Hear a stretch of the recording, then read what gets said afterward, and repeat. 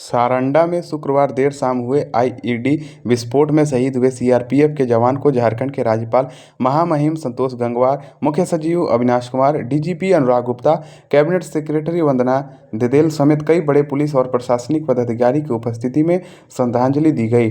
Ranchi CRPF battalion camp में हुई इस श्रद्धांजलि सभा में और भी कई पुलिस और प्रशासन के अधिकारी शामिल हुए। आइए सुनते हैं महामहिम राज्यपाल ने क्या कहा।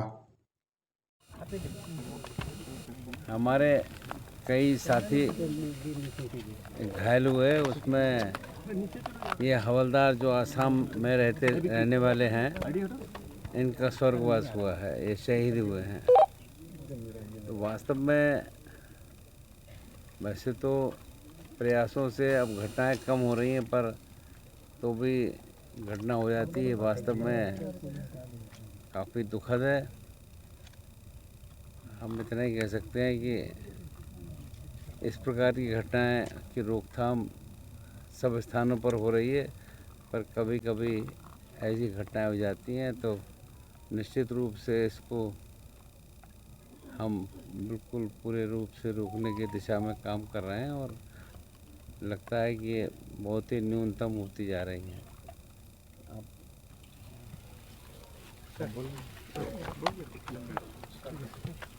हमारे कोर्ट के जो पदाधिकारी हैं, बड़े पदाधिकारी या सरकार के पदाधिकारी हैं, सभी इंसान हैं।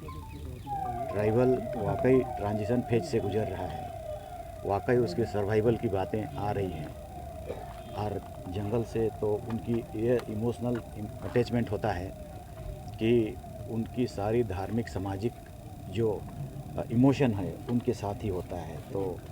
तो हमें उसको प्रोटेक्ट करना चाहिए। जो भारत देश के सभी पदाधिकारी हैं उनको संरक्षित करनी चाहिए और उस विषय में उसके लिए काम करते हुए हमारे जितने जवान भी शहीद हो रहे हैं, वाकई ये हमारे लिए एक बलिदान की तरह है।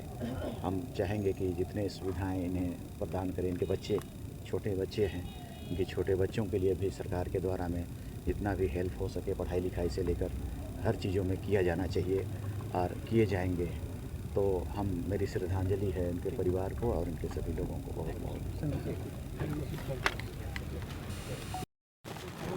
उसमें कल ऐसे हुआ है कि जराईकेला थाना क्षेत्र में जो सारंडा जंगल क्षेत्र में एक इंस्पेक्टर को पहले प्रेशर आईडी से उसमें पैर में लग गया था। उसके बाद फोर्स के द्वारा उसको निकाल के लेके जा रहे थे। उसके बाद निकालने के बाद फिर वापस फोर्स लौट रहे थे। उसी क्रम में फिर से एक बार दूसरा ब्लास्ट भी हो गया था। उसमें दो लोग का इंजरी हो गया था। उसमें से एक शहीद हो गए हैं जो महेंद्र लश्कर हैं, जो असम का रहने वाला है।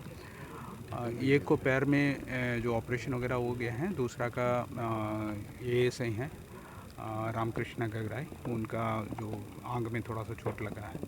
ये दोनों को हम लोग दिल्ली भेज रहे हैं एयरलिफ्ट करके उधर फर्दर इलाज के लिए। हमारा ऑपरेशन लगातार जारी रहेगा। बीच बीच में ये आईडी खतरा एक तो है, उसको हम लोग ध्यान देखते हुए हम लोग ऑपरेशन करते हैं। फिर भी इस तरह का कभी कभी हो जाता है। हमारा ऑपरेशन इसमें रुकावट नहीं रहेगा, हमारा ऑपरेशन लगातार जारी रहेगा। फायरिंग भी कर रहे थे हेलीकॉप्टर में, हाथ बचाव कार्य के दौरान, इस तरह की कोई खबरें? ना, गलत है। सर सैनिटाइजेशन, आईडी सैनिटाइजेशन को विशेष नहीं, वो लगातार चलता है। वो डेली बेसिस पर हम लोग जब भी ऑपरेशन में निकलते हैं उस पर भी एक पार्ट रहता है कि उसमें सैनिटाइज करते हुए जाते हैं। लेकिन बीच में आपको पता ही होगा कि कुछ आईडीज़ वगैरह लुटा गया है, उसमें से ये लोग फिर से आके लगा देते हैं। ये तो आईडी है, एक बार लगा दिया, उसके बाद हटा दिए, फिर से भी लगा देते हैं। उसके चलते इस तरह का होता है। फिर भी हमारा ऑपरेशन के दौरान हर दिन में हम लोग का सैनिटाइज वगैरह करते हैं। Thank you. आपका नहीं आया क्या? भैया चलिए, हो गया ना? कहाँ